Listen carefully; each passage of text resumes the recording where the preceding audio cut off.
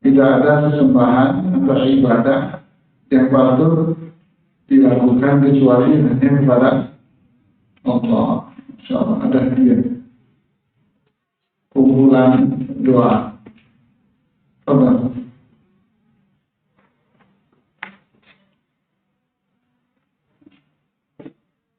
Ada satu lagi.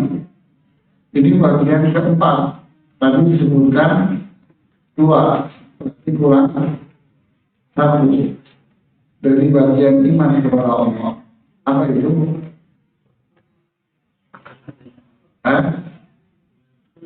Iman kepada, bukan yang pertama yang sudah kita bahas. Siapa yang bisa jawab? Ini yang keempat, berarti ada 3. Tadi baru bicara 2, kurang 1. Yang pertama apa? Iman akan adanya Allah. Iman adanya Allah. Allah. Ini suara yang paling lagi baik kan? Baik, yang keempat sekarang adalah iman kepada nama-nama dan sifat-sifat Allah Subhanahu wa Ta'ala. Artinya Allah Subhanahu wa Ta'ala memiliki nama-nama dan Allah memiliki apa? Sifat-sifat. Nama-nama ini yang sering kita sebut dengan istilah apa? Al-sifati dengan al-husna. Jadi al-asma'ul husna. Artinya apa? Nama-nama Allah yang husna. Husna itu apa? Berasal dari kata hasan. Hasan itu apa? Baik. Berarti kalau al-husna itu kesempurnaan. Berarti sempurna apanya? Kebaikannya. Berarti al-asma'ul husna artinya apa? Nama-nama yang sempurna kebaikannya. Nyambung apa enggak nyambung? Jadi al-asma itu bentuk jamak dari isim. Berarti al-asma artinya apa? Nama-nama. Al-husna berasal dari kata hasan. Artinya apa? Baik. Berarti al-husna itu kesempurnaan. Berarti sempurna kebaikannya. Berarti asma'ul husna artinya nama-nama yang sempurna kebaikannya. Oke. Maksud dari nama-nama yang sempurna kebaikannya itu apa? Jadi namanya itu sempurna kebaikannya. Jadi nama ini baik. Namanya baik. Dan kebaikannya itu sudah sempurna. Kenapa kok namanya ini sempurna kebaikannya?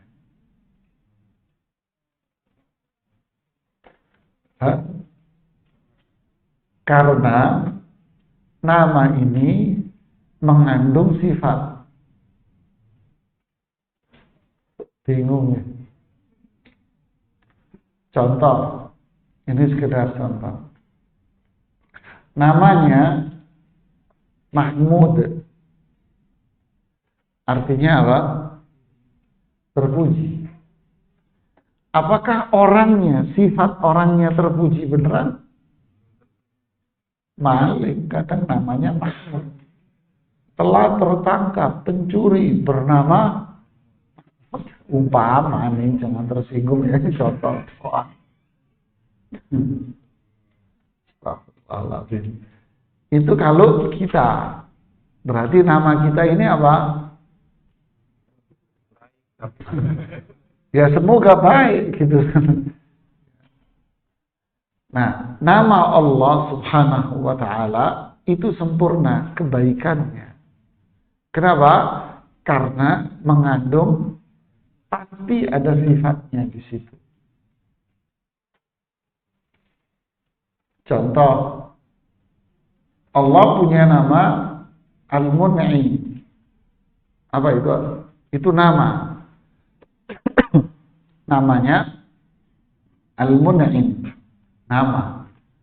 Kalau diterjemahkan apa? Zat yang memberi nikmat.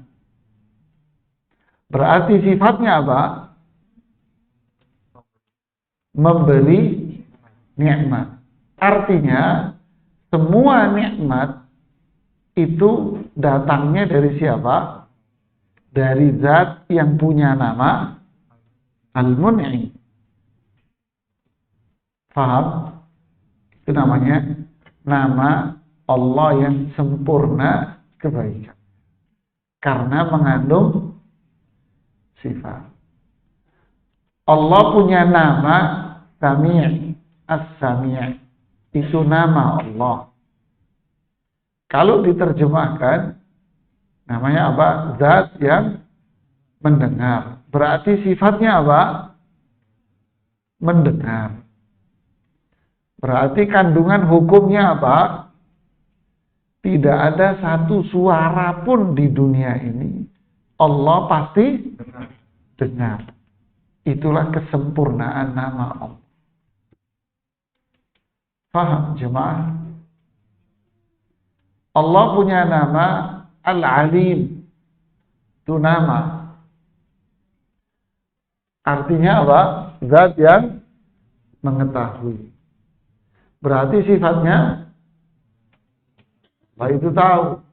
Berarti hukumnya apa? Tidak ada satupun yang terjadi di alam semesta ini. Pasti Allah itu tahu. Allah punya nama Ar-Razzaq. Artinya apa? Ngasih rezeki. Berarti sifatnya apa? Memberi rezeki. Berarti hukumnya apa? Tidak ada satu makhluk pun di dunia ini pasti Allah jamin. Paham? Jadi manfaat belajar Asmaul Husna ini apa? Ya besar. Berarti kita kenal siapa? Kenal Allah. Paham jemaah? Makanya namanya disebut Asmaul Husna. Jadi ada nama, ada sifatnya, ada kandungan hukumnya. Allah punya nama Al-Muhsin, nama Allah. Terjemahnya zat yang maha baik. Berarti sifatnya apa? Berarti Allah yang memberikan kebaikan. Berarti hukumnya apa? Semua yang Allah tentukan kepada manusia itu pasti baik. Dan kalau kita menginginkan kebaikan, mintanya sama siapa? Al-Muhsin. Paham? Jadi kalau orang faham Asmaul Husna, maka hidupnya apa? Kenal jemaah. Karena kenal sama Allah. Ya. Jadi disebut Al-Husna, sempurna kebaikannya. Lalu iman dengan nama-nama Allah dan sifat-sifatnya, apa maksudnya? Nah, ini yang dijelaskan oleh penulis, yaitu Syekh Muhammad bin Shalih Al-Utsaimin rahimahullah. Maksudnya apa? Iman dengan nama-nama Allah dan sifat-sifat Allah. Dia mengatakan menetapkan apa yang telah ditetapkan oleh Allah. Menetapkan itu apa? Menetapkan artinya ya, membenarkan, ikrar. Kita tetapkan, kita benarkan, kita mengiyakan. Ya. Menetapkan apa yang telah ditetapkan oleh Allah atas untuk dirinya di dalam kitabnya. Maksudnya apa? Maksudnya di dalam Al-Quran Allah menetapkan tentang dirinya. Allah menetapkan sesuatu tentang dirinya. Ketika Allah menetapkan sesuatu tentang dirinya, tentang zatnya, maka kita pun wajib ngapain? Ya kita tetapin juga, kita iyain juga. Atau sunnah Rasulullah SAW. Rasulullah SAW juga menetapkan hal itu di dalam hadisnya. Apa yang Allah tetapkan? Allah menetapkan nama-nama dan sifat-sifat. Maksudnya apa? Gini jemaah, agak sulit ini ya. Jadi Allah Subhanahu wa ta'ala menetapkan di dalam Al-Quran bahwa dirinya memiliki nama-nama. Paham? Atau Allah menamai dirinya dengan nama-nama. Begitu pula Rasulullah sallallahu alaihi wasallam menetapkan bahwa Allah itu punya nama-nama. Maka kewajiban kita sebagai orang yang beriman kepada Allah, kita pun sama menetapkan apa yang sudah Allah tetapkan berkaitan dengan nama itu. Jadi ketika Allah menetapkan bahwa dirinya punya nama, maka kita pun menetapkan bahwa Allah punya nama. Rasulullah SAW menetapkan bahwa Allah punya nama. Maka kita pun menetapkan bahwa Allah punya nama. Allah menetapkan bahwa dirinya punya sifat. Maka kita pun menetapkan bahwa Allah juga punya sifat. Rasulullah SAW menetapkan bahwa Allah punya sifat. Maka kita menetapkan bahwa Allah punya sifat. Begitulah apa adanya. Paham? Sesuai dengan yang layak baginya. Nama Allah, sifat Allah yang sudah ditetapkan di dalam Al-Quran dan hadis, itu memang sesuai dengan zat Allah. Sesuai dengan keagungan dan kebesaran Allah Subhanahu wa ta'ala. Memang sudah sesuai sama Allah. Untuk itu, kita tidak boleh apa? Menyelewengkan maknanya. Tahu menyelewengkan maknanya? Dipalingkan. Oh, bukan itu maksudnya. Maksudnya itu ini loh. Berarti dia memalingkan. Allah yang menetapkan, Anda yang memalingkan. Pantas nggak? Pantas? Ya nggak pantas lah. Yang lebih tahu tentang dirinya siapa? Loh kok Anda malah paling-palingin? Ya. Paham? Kemudian, kita tidak boleh menyelewengkan atau memalingkan maknanya. Atau yang kedua, meniadakannya. Meniadakan itu apa? Membuang. Allah menetapkan bahwa dirinya punya nama. Allah tetapkan dirinya punya sifat. Lalu muncul seseorang, enggak, Allah enggak punya sifat itu. Bingung kamu ya? Tak kasih tahu. Wa ma li ahadin 'indahu min ni'matin tujza illa ibtigha'a wajhi rabbihil a'la wa la sawfa yarda. Tidaklah seseorang yang memiliki nikmat kebaikan di sisinya,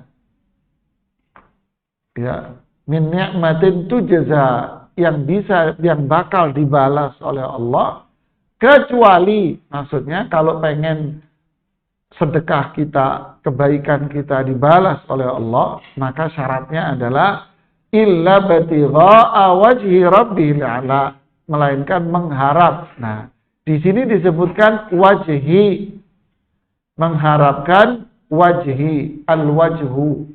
Al-wajhu di sini disebutkan al-wajhu. Al-wajhu dalam bahasa Arab. Diterjemahkan dalam bahasa Indonesia artinya wajah. Kecuali mengharapkan wajah Allah. Berarti Allah mensifati dirinya memiliki apa?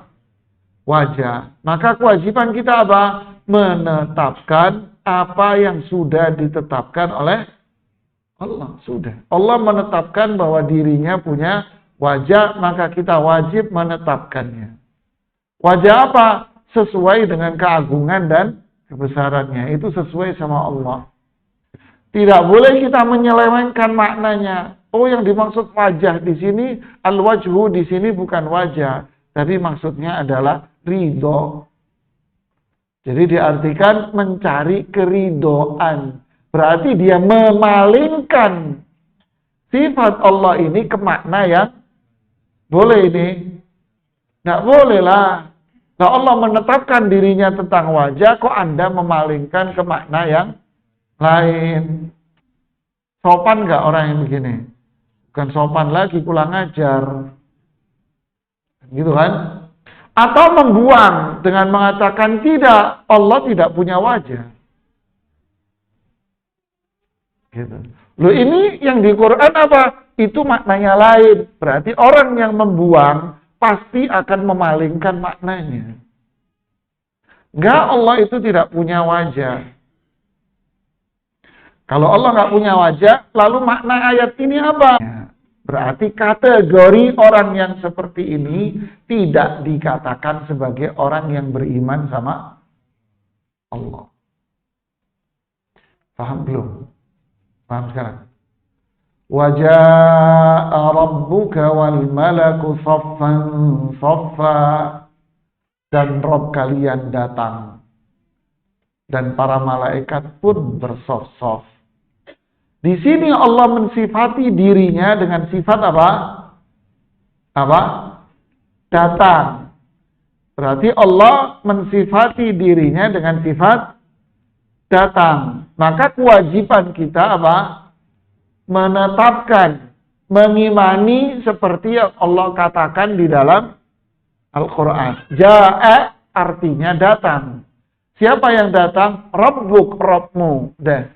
Berarti kita mengimani artinya membenarkan, menetapkan bahwa Allah memiliki sifat datang sebagaimana Allah tetapkan sifat itu pada dirinya.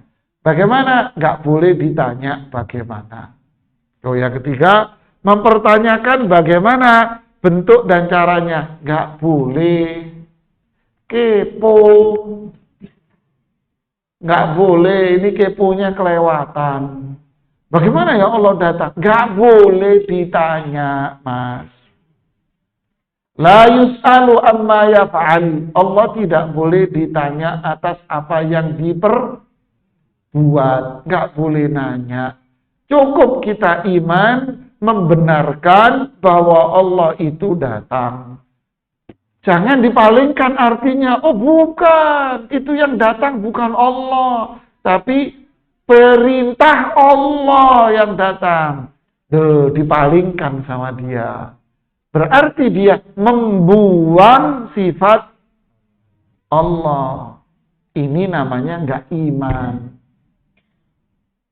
Jadi iman itu apa? Ya Allah mengatakan bahwa Allah itu datang, ya udah kita imani bahwa Allah datang, nggak usah pakai nanya bagaimana.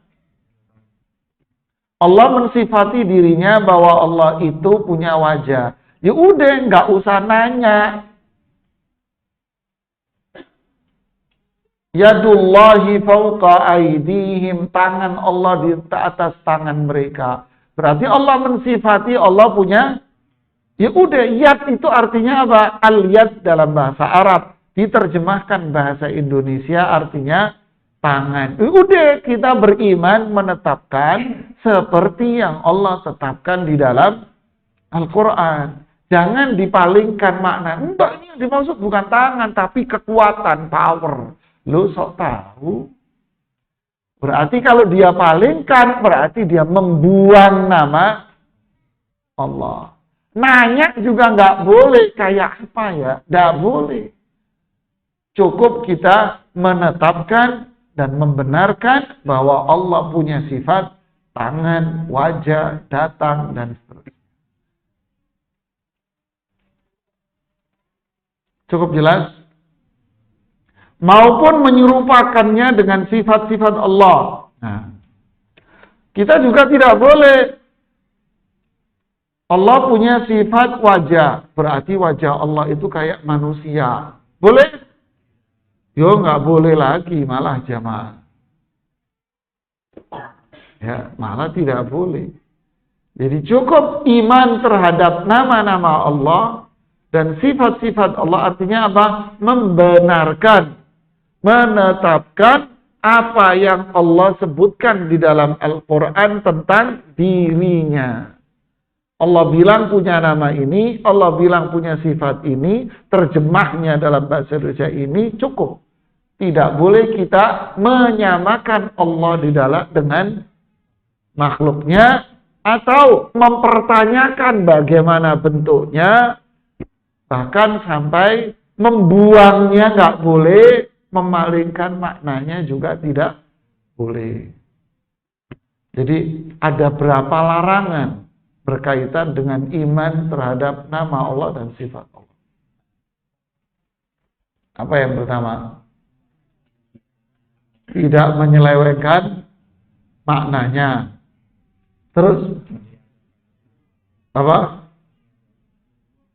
Tidak boleh membuang, meniadakan atau membuang. Tidak boleh nanya bagaimana ya. Tidak boleh yang keempat menyamakan Allah dengan makhluk. Contoh, ketika Allah mensifati dirinya dengan tinggi di atas arsy, ya, ada 7 ayat yang mengatakan bahwa Allah itu tinggi di atas arsy, yaitu istawa alal arsy. Istawa itu bukan bersemayam artinya, nggak pas diartikan bersemayam. Artinya istawa itu artinya tinggi di atas arsy. Banyak di masyarakat mengatakan, bahkan dai-dainya itu mengatakan apa?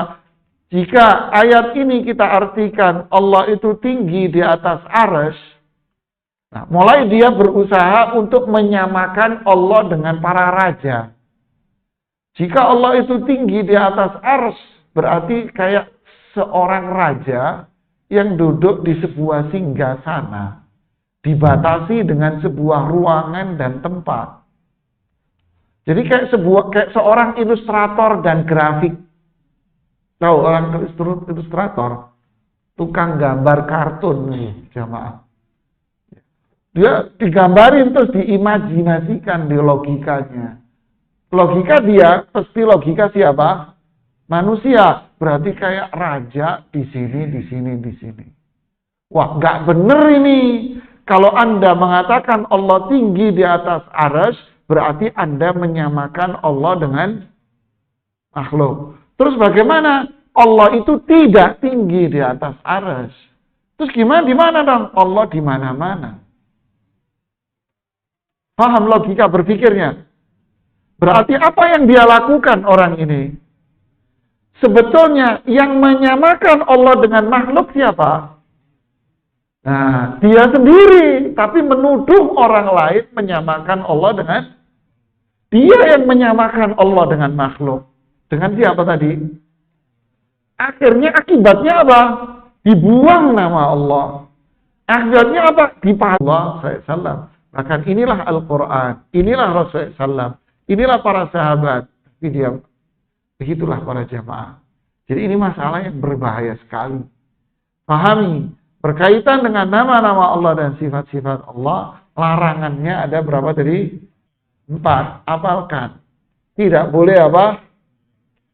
Memalingkan maknanya. Tidak boleh apa? Membuang. Tidak boleh nanya bagaimana, nggak boleh Anda nanya bagaimana. Yang keempat, tidak boleh Tidak boleh menyamakan sama makhluk. Udah. Kita menetapkan, membenarkan, adapun terjemah dan maknanya kita tahu, hakikatnya kita nggak tahu. Tapi kalau terjemahnya kita tahu. Kita tetapkan apa adanya. Paham prinsip ini? Ya, hati-hati karena di masyarakat lumayan banyak yang menyeleweng dari prinsip ini. Di sini disebutkan dalil-dalilnya oleh penulis. Yang pertama adalah surat Al-A'raf ayat 180. Walillahil asma'ul husna fad'uuhu biha. Allahu akbar. Walillah. Lillah ini artinya apa? Ini ada huruf lam. Lam ini artinya kepemilikan. Walillah artinya Allah punya. Allah memiliki. Lihat nih kalimat ini. Allah punya. Allah memiliki. Punya apa?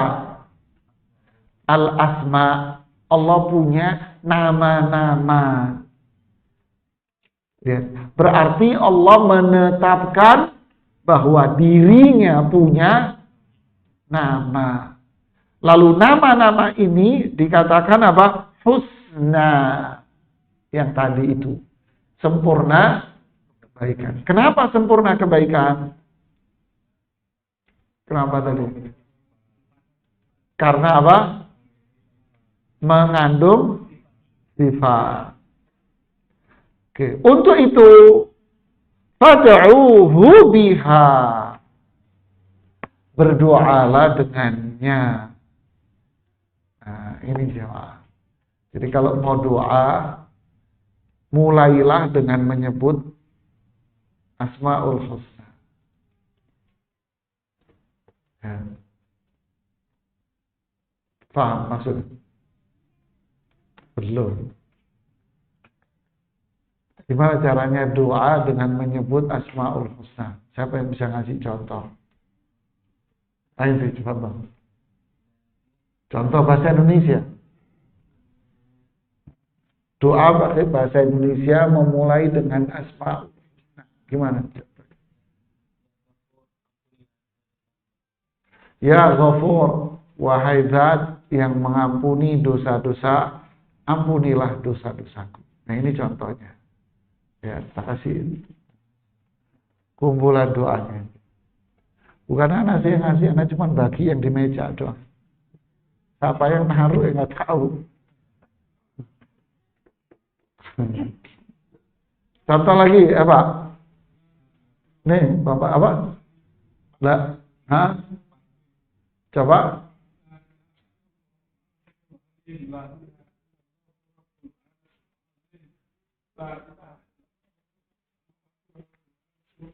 Terus doanya yang mana? Itu masih pujian. Boleh nggak apa-apa. La ilaha illallah Rabbul Arsyil Azim. Ini pujian, memuji Allah. Tidak ada sesembahan yang benar kecuali Allah, pencipta ars yang agung. Barulah meminta, ya ampunilah semua dosa-dosaku. Nah ini namanya berdoa dengan memulai dengan apa? Asmaul Husna. Fadal Pak. Habis bukunya siapa di sini nggak tahu. Ya. Ya Allah Maha Pengasih, Maha Penyayang. Semua yang ada di alam semesta ini adalah kasih sayang-Mu. Engkaulah yang menciptakan langit dan bumi, dan Engkaulah yang menghidupkan hati-hati manusia. Salawat dan salam kepada Rasulullah sallallahu alaihi wasallam.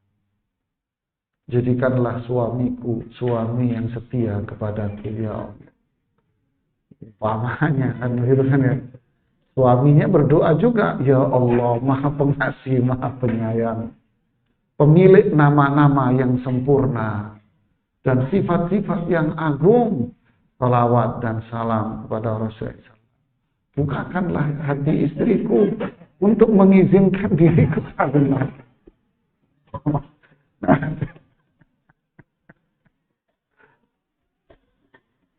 Ya contoh cewek.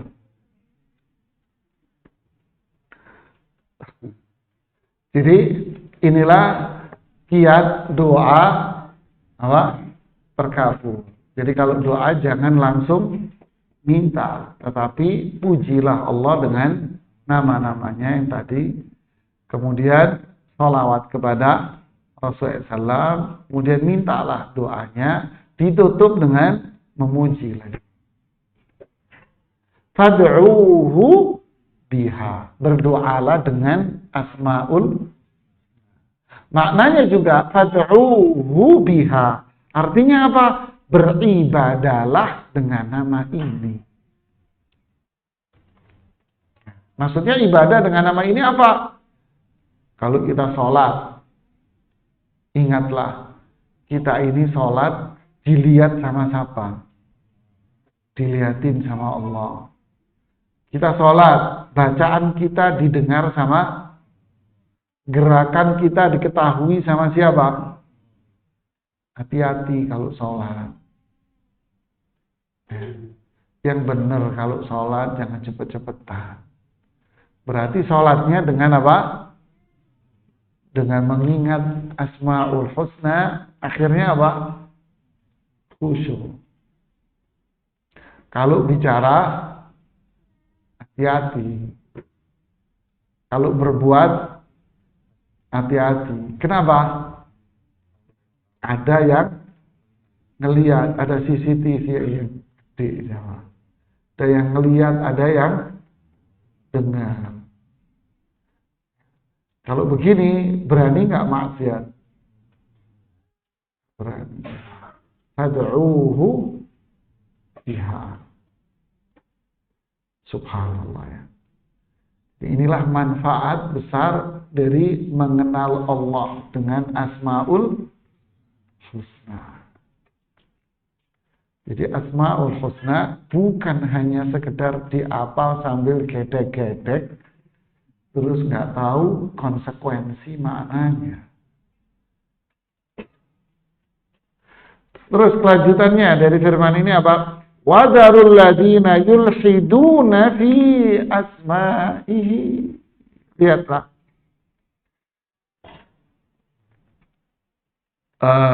Dan tinggalkanlah orang-orang yang menyimpang dari kebenaran dalam nama-namanya.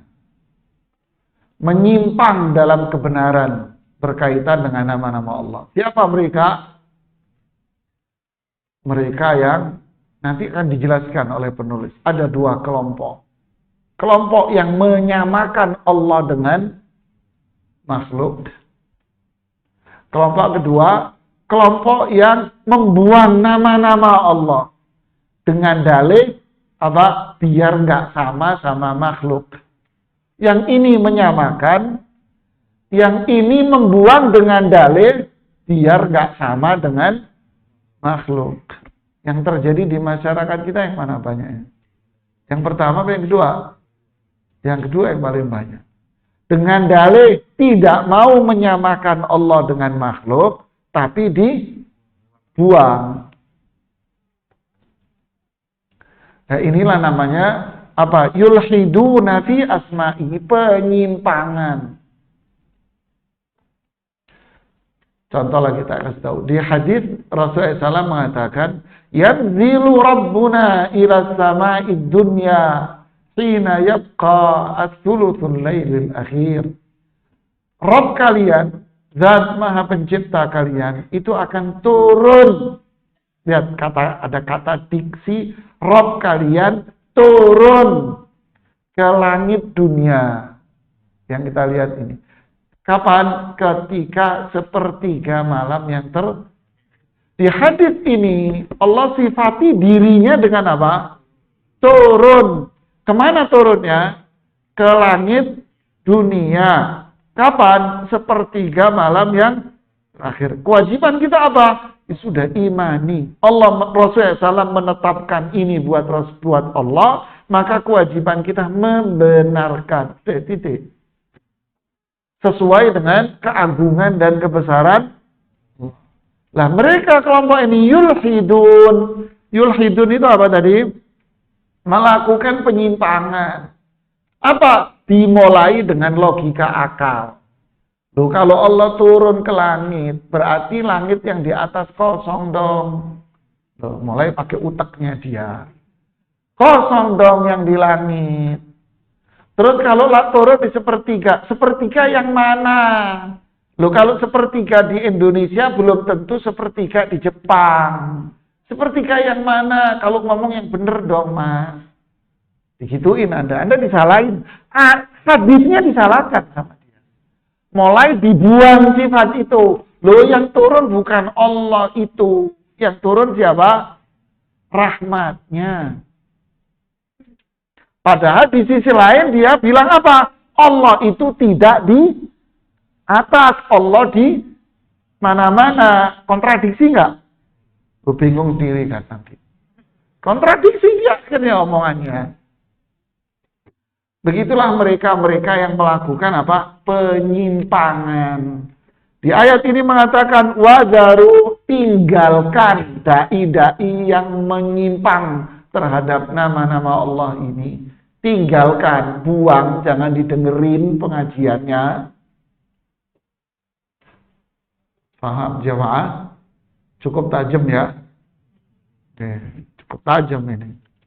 Sayujzauna ma kanu ya'malun. Mereka yang melakukan penyimpangan ini, kelak mereka akan mendapatkan balasan atas apa yang mereka kerjakan.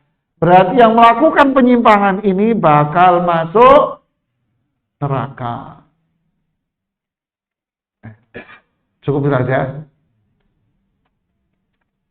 Dalil yang kedua, bahwa kita tidak boleh melakukan 3 pelanggaran tadi itu, 4 pelanggaran tadi berat, dan prinsipnya apa? Menetapkan, membenarkan seperti yang Allah benarkan di dalam Quran dan seperti yang dikatakan oleh Rasulullah SAW sesuai dengan keagungan Allah. Udah. Dan meninggalkan 4 larangan. Dalil yang kedua, surat Ar-Rum ayat 27. Wa huwa alladhi yabda'ul khalqa thumma yu'iduhu wa huwa ahwanu 'alaihi. Wa lahul mathalul a'la. Ini asy-syahid. Wa lahul mathalul a'la fis samawati wal ardh wa huwal azizul hakim. Dan dialah yang memulai penciptaan, yaitu Allah. Rububiyah. Kemudian mengulanginya kembali. Diciptain lagi. Ada manusia lahir lagi, manusia lahir. Ini rububiyah. Dan itu lebih mudah baginya. Dia memiliki, nah ini syahidnya, ini inti dalilnya. Dan dia memiliki sifat yang maha tinggi. Oh. Garis bawahi ini. Sifat Allah itu berarti apa? A'la, maha tinggi di langit dan di bumi. Ketika sifat Allah itu tinggi, berarti apa? Tidak sama dengan makhluk. Jika sifat Allah itu tinggi, berarti apa? Anda nggak tahu, manusia nggak tahu, nggak usah nanya. Makanya jangan dibuang, jangan dipalingkan. Sifat Allah itu maha tinggi, kita membenarkan. Ya, kita dengarkan azan dulu.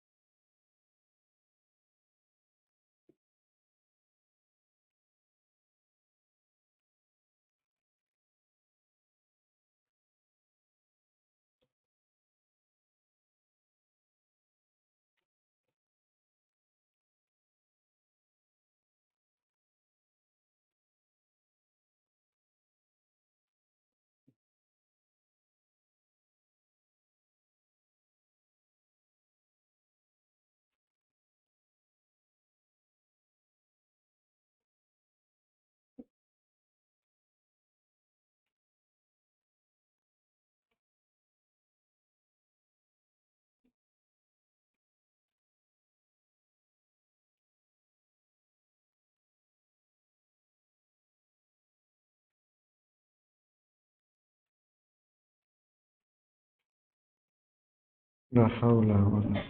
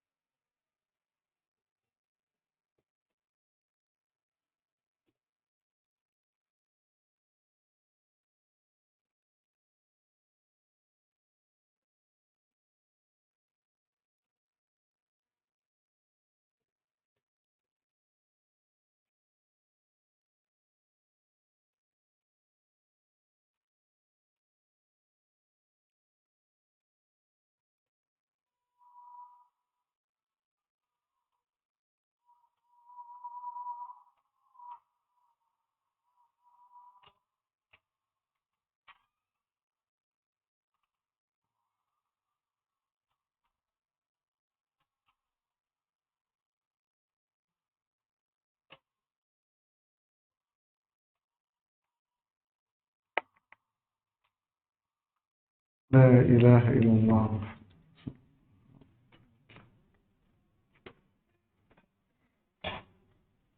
Oh.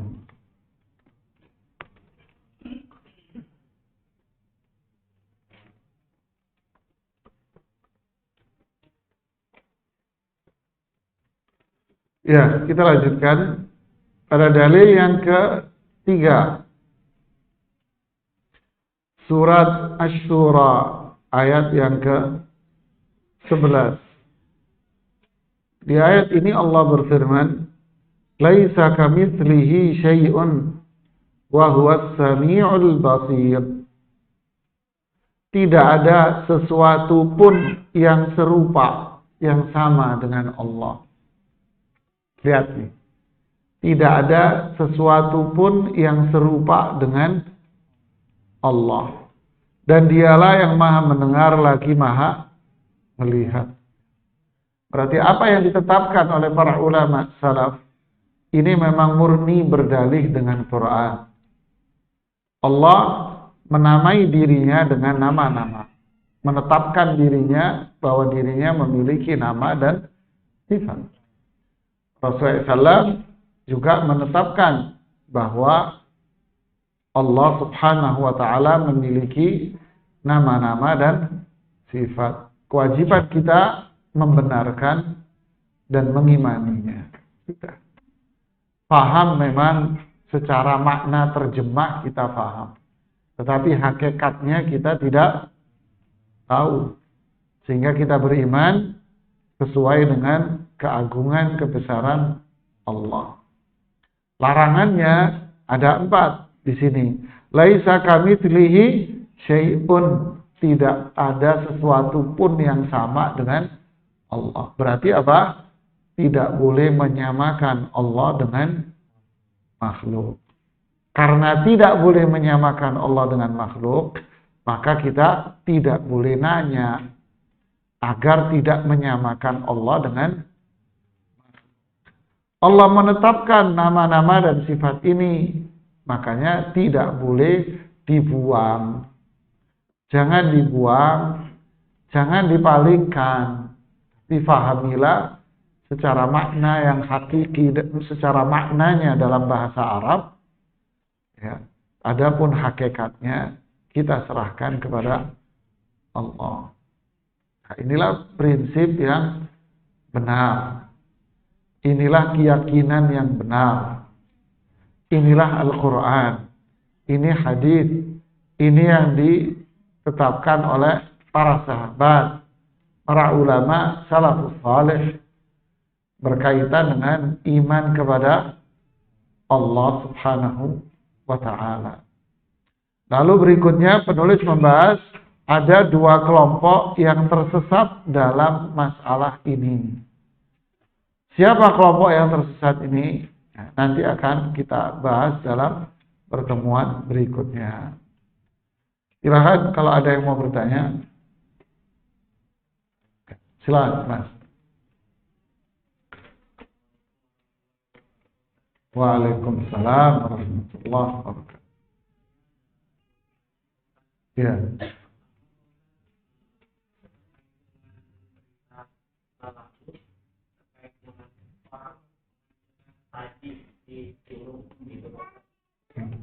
Apakah perbuatan tersebut bertentangan dengan Al-Quran Surat 6 ayat 108? Iya.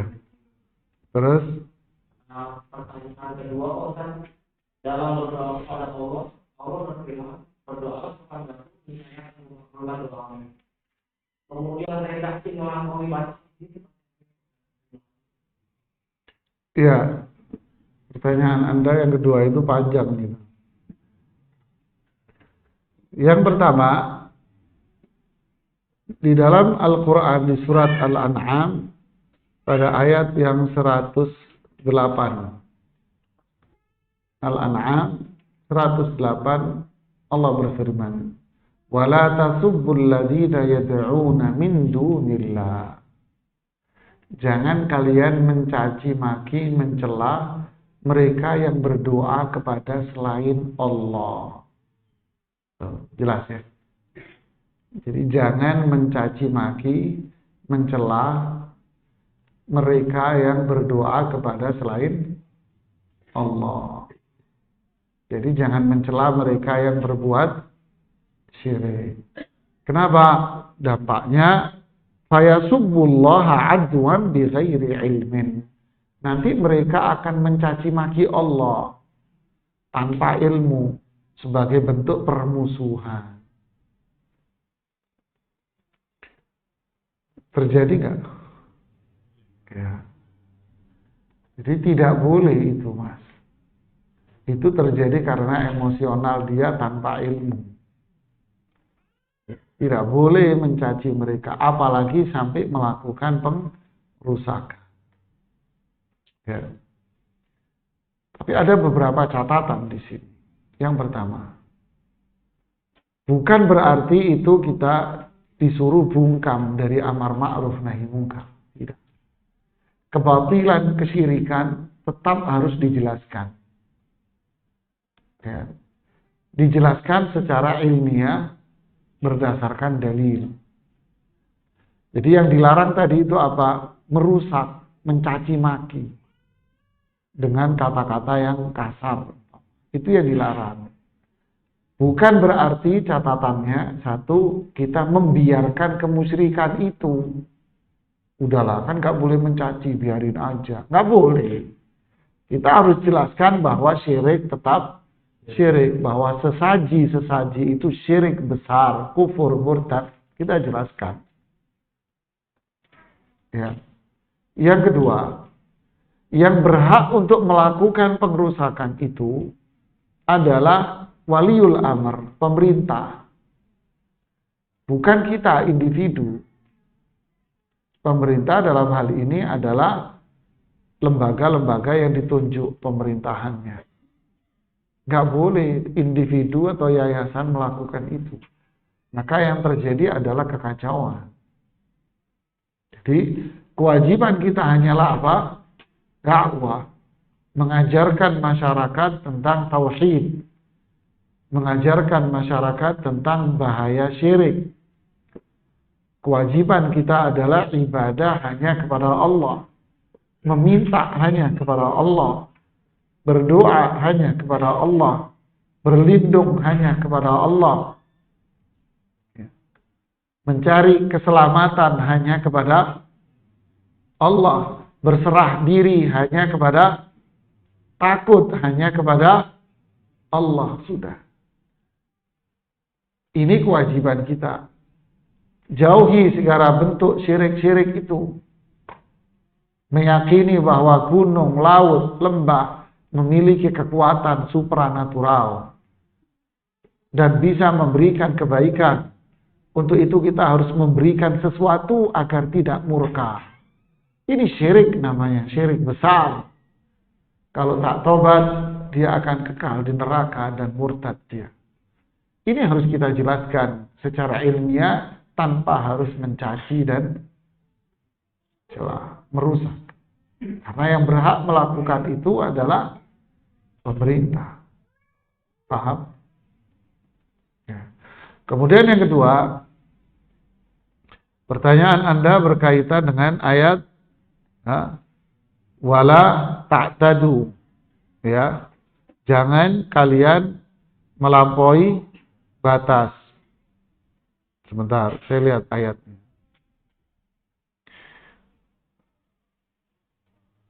Doanya, ayatnya apa tadi?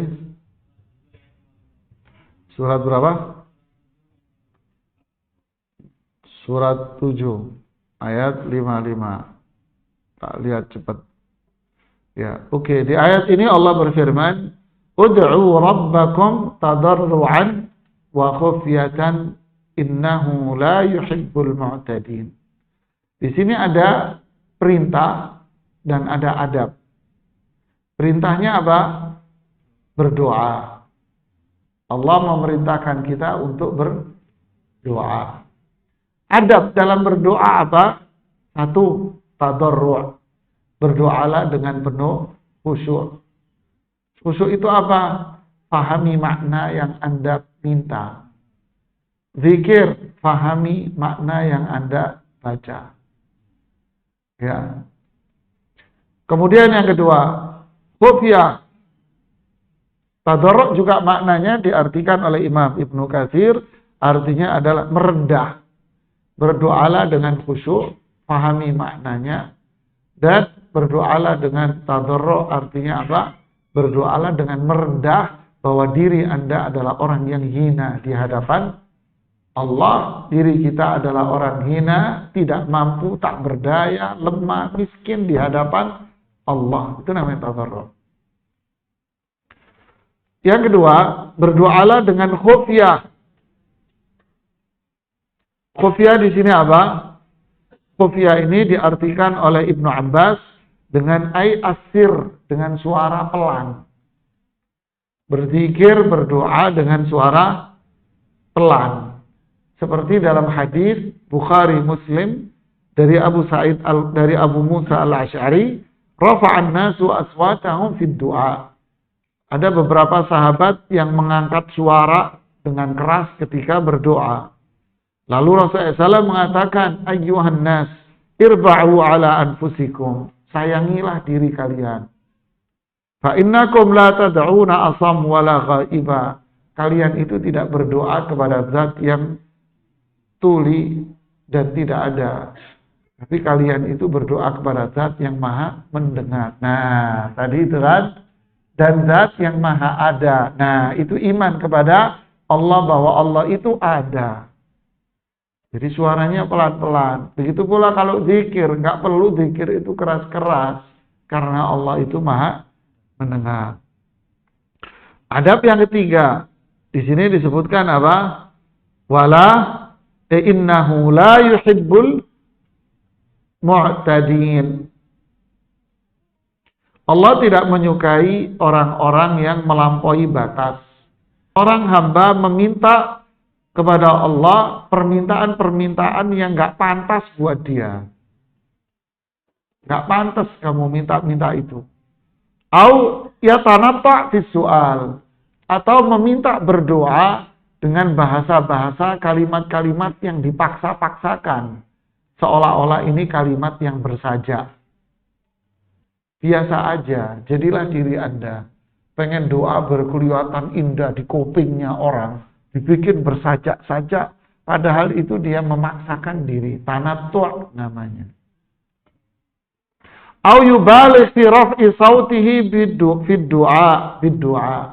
Atau dia doanya dengan mengangkat suara. Doanya kencang-kencang suaranya. Kecuali dalam sholat Jumat. Ya, kalau memang sholat Jumat dianjurkan untuk apa? Dicontohkan, mereka yang berdoa dengan doa yang gak pantas. Seperti disebutkan oleh para ulama tafsir, menukil dari ahli tafsir namanya Abu Mijlaz. Mengatakan, humul ladhina yas'aluna manazilal anbiya alaihimussalam. Yaitu mereka-mereka yang meminta kepada Allah agar mendapatkan kedudukan-kedudukan seperti para nabi dan rasul. Kan banyak kan sekarang wali nih, saya pengen wali Pak, pengen ketemu Khidir.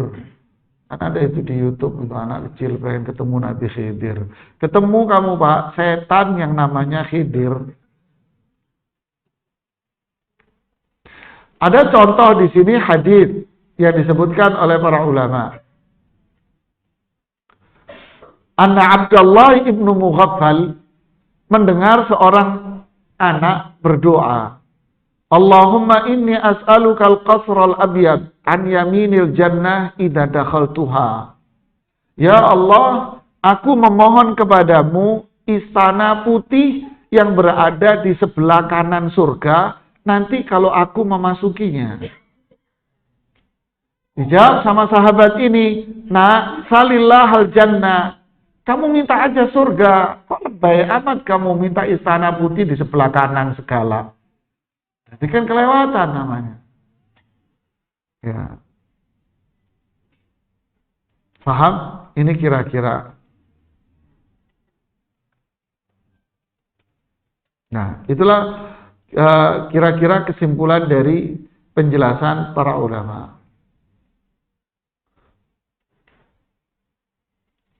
Ya, ada lagi yang bertanya? Silakan. Dari seorang studio, bagaimana dengan 20 sifat Allah yang disusun oleh Imam Al-Ghazali? Bagaimana dengan akidah Asy'ariyah? Para jamaah, pahami dulu prinsip yang dijelaskan oleh para ulama salaf dari Al-Quran dan Hadis. Pahami dulu. Ya. Kalau kita memahami ini, kita akan berada di dalam keyakinan yang benar.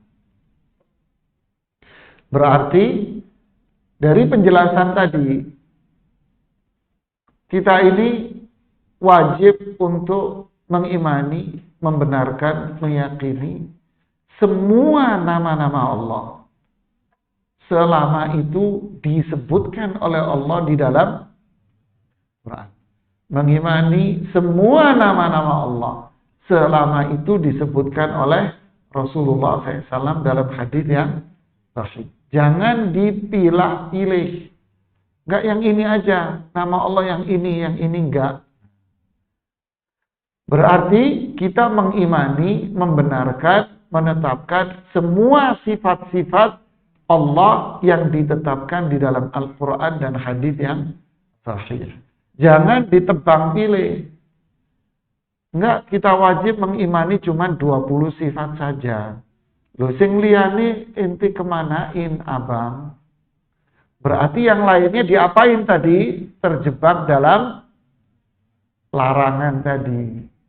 Sisanya diapain sama dia? Dibuang. Kenapa sama dia dibuang? Dia tidak mau menyamakan Allah dengan makhluk, tapi dengan cara membuang nama. Atau mereka yang menyamakan Allah dengan makhluk, tapi akhirnya membuang nama Allah juga. Gitu kan? Dibuang. Terus diapain sama dia? Loh kan ada ayatnya, ada Quran disebutkan. Akhirnya dipaling-palingkan. Allah nggak punya wajah, Allah tidak mendengar, Allah tidak berbicara.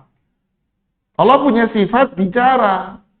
Tapi mereka mengatakan Allah tidak punya sifat bicara. Kenapa? Nah itu tadi dasarnya. Kalau kita mengatakan Allah bicara, berarti butuh mulut.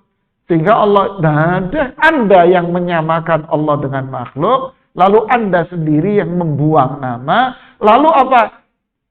Sifat Allah yang disebutkan di dalam Al-Quran itu dipalingkan maknanya. Dibuang terus dipalingkan. Loh yang bicara udah panjang itu cerita. Sehingga mereka mengatakan akhirnya karena Allah tidak punya sifat berbicara, berarti Al-Quran yang kita pegang ini apa? Bukan kalamullah berarti. Tuh, bahaya kan? Nah, jadi belajarlah yang benar. Belajar dari Quran, dari hadis seperti dijelaskan oleh para ulama salafus saleh. Jangan belajar Quran dengan hadis lewat filsafat dan otak. Rusak Anda. Man ta'allama ilmal kalam, kata Imam Syafi'i, siapa yang belajar ilmu kalam, filsafat, seret dia, taruh dia di tempat yang paling ramai di kota Anda, suruh semua orang yang ada di situ untuk gebukin dia. Hadza jazaa'u man ta'allama ilmal kalam. Ini balasan bagi orang yang belajar ilmu kalam alias filsafat. Oke, paham jemaah? Ini omongan siapa? Imam Syafi'i. Inna lillahi wa inna ilaihi raji'un. Ya. Terus tadi Waalaikumsalam. Mas, Anda mencampur aduk antara kacang sama tempe gini, Mas. Diaduk-aduk ini. Beda antara terjemah sama tafsir, Mas. Itu jauh bedanya. Terjemah itu bukan tafsir, Mas. Dan tafsir itu terjemah dan lain plus. Jadi terjemah bukan tafsir. Nah, yang ada di tangan kita ini Quran, kemudian sebelahnya ada terjemah. Masyarakat suka menyebutnya dengan bahasa apa? Tafsir. Bukan, salah kaprah. Itu bukan tafsir, Mas. Ya. Lalu apa bedanya? Sebagaimana Imam Ibnu Katsir, tokoh mazhab Syafi'i. Ini lebih ringan. Ada lagi yang kontemporer yang dulu banyak. Ya banyak sekali. Yang kitab dulu bukan kontemporer. Di kitab dulu banyak tafsir. Yang kontemporer ya banyak. Ada tafsir Imam As-Sa'di. Namanya Taisir Karimir Rahman. Fi tafsiri kalamil Mannan. Panjang. Simpelnya tafsir Sa'di. Terjemahnya ada 6 jilid. Ya. Ini kira-kira yang gampang buat orang awam. Jadi baca ini, buku ini, baca terjemah, lalu baca tafsirnya. Biar apa? Biar kita paham maksud dari ayat-ayat ini apa. Bahkan setiap diksi, setiap kata dari firman Allah itu mengandung makna sendiri. Ya. Inilah para ulama menjelaskannya. Wah, ada lagi kitab kontemporer yang ditulis banyak. Saya punya di rumah kitab kontemporer namanya Aunur Rahman. Namanya tafsir Aunur Rahman, 24 jilid. Ada lagi saya punya Mausu'atut Tafsir bil Ma'thur, ensiklopedia tafsir dengan metodologi pendekatan riwayat-riwayat. 24 jilid. Ada lagi saya nyari buku tafsirnya. Ya, namanya apa kemarin lupa saya.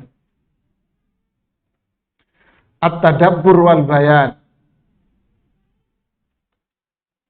Judul namanya tafsirnya At-Tadabbur wal Bayan. 40 jilid, Mas. Ya, mules kalau Anda baca. Ini yang kontemporer tulis. Jadi itu namanya tafsir. Kalau ulama yang pertama kali menulis tafsir Quran, namanya yang dikenal dengan nama Imam At-Tabari, Abu Ja'far Ibnu Jarir At-Tabari, wafat tahun 310 Hijriah. Ya, dikenal dengan nama panggilannya Tafsir Tabari. Itu berjilid juga, ada 20-an mungkin jilid. Ya, tapi kalau buat konsumen masyarakat awam agak pusing. Dan banyak, Mas, tafsir itu. Jadi kalau Anda pengen belajar Quran, jangan dari terjemah. Kenapa? Nanti Anda menafsirkan Quran pakai logika, pakai akal. Kalau Anda menafsirkan Quran pakai logika, pakai akal, menurut hemat saya, wah itu bahaya. Al-Quran kan bilang begini, ini terjemahnya begini. Berarti menurut hemat saya, Quran ini sudah mengatakan demikian. Berarti menafsirkan Quran pakai logika akal. Berapa banyak orang yang seperti ini? Rasulullah SAW bersabda dalam riwayat Imam Tirmidzi, "Man qala fil Qur'ani bi ra'yi, falyatabawwa maq'adahu minan nar."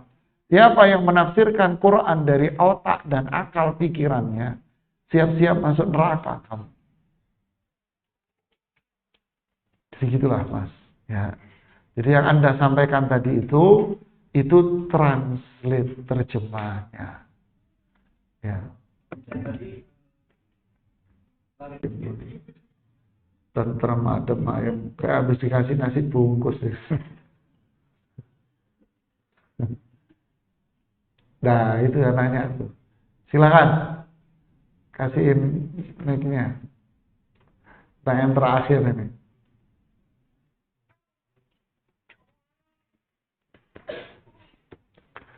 Ya, silakan. Dipencet lah. Dipencet nanti bunyi, aduh. Gitu. Sebelum dipencet nggak bunyi, neng. Pencet, aduh, gitu nanti bunyi dia. Bawahnya, cubit pantatnya bunyi nanti dia. Nah, kan bunyi kan dicubit pantatnya. Waalaikumsalam warahmatullahi wabarakatuh. Mungkin bertanya kalau menyambung dari yang terjemahan atau tafsir. Saya suka membaca di dalamnya ada bahasa Allah menyebutkan menyembah kami atau menyembah kami, atau di situ Allah menyebutkan kata aku. Jadi yang saya ingin tanyakan, apa yang dimaksud dengan kami dan aku?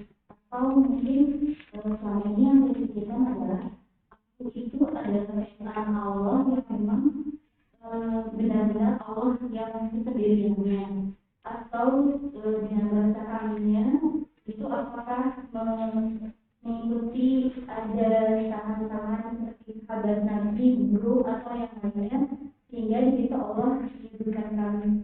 Mohon pencerahannya. Assalamualaikum warahmatullahi wabarakatuh. Masya Allah, bagus pertanyaannya. Di dalam banyak ayat dalam Al-Quran, seringkali disebut dengan kata ganti aku.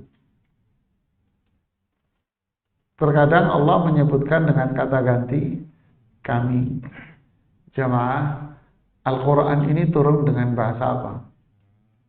Berarti kita memaknainya dengan aturan tata bahasa apa? Arab. Udah. Jangan dimaknai dengan tata bahasa Indonesia, dengan aturan kata Indonesia. Jadi sangat disayangkan kalau ada, saya pernah melihat seseorang, loh di Al-Quran kan menyebutkan kata kami, berarti kami itu adalah semua di antara kita. Loh itu logika berpikir bahasa Indonesia. Anda kalau nggak bisa bahasa Arab, terus nggak ngerti grammar dan sastra Arab, ya itu jangan komen lah. Malu-maluin. Sebagaimana kalau ada orang asing terus mengomentari bahasa Indonesia, ya kita ketawain lah. Gitu kan? Dia nggak ngerti kok. Ya, saya mengomentari bahasa Sunda, ya diketawain sama orang Sunda. Ya kan? Ngapain itu Bandung namanya pastor? Ustaz bukan pastor, Ustaz. Pastor gitu. Ya kan akhirnya Mas. Allah ruwet amat kamu Mas. Pastor gitu kan kamu ya. Kan diomelin saya sama orang Sunda. Kan gitu kan? Iya. Ya ini bahasa Arab, ini sastra Arab. Di dalam bahasa Arab itu ada ilmunya sendiri. Pelajari, pahami. Ya, kalau Allah menggunakan kata aku, memang Allah itu apa? Qul huwallahu. Allah itu memang Esa Tunggal. Ketika Allah menggunakan kata nahnu, kami, itu maknanya apa dalam bahasa Arab? Makna nahnu itu bisa bermakna ta'zim, pengagungan. Untuk mengagungkan dengan menggunakan kata kami, itu dalam bahasa Arab. Jadi kata kami itu bisa dipakai untuk tunggal dengan tujuan apa? Ta'zim, pengagungan. Makanya zat yang patut diagungkan siapa? Allah. Jadi Allah menggunakan kata ganti kami karena memang Allah adalah zat yang patut untuk diagungkan. Nah, itu maknanya. Paham? Nah, itulah ya. Jadi fahamilah Al-Quran dengan bahasa Al-Quran. Jangan difahami Al-Quran pakai bahasa Indonesia. Nanti rusak, Pak. Ya, ini yang bisa saya sampaikan. Semoga bermanfaat buat kita semua. Subhanallah wa bihamdik. Asyhadu an la ilaha illa anta. Astaghfiruka wa atubu ilaik. Assalamualaikum warahmatullahi wabarakatuh.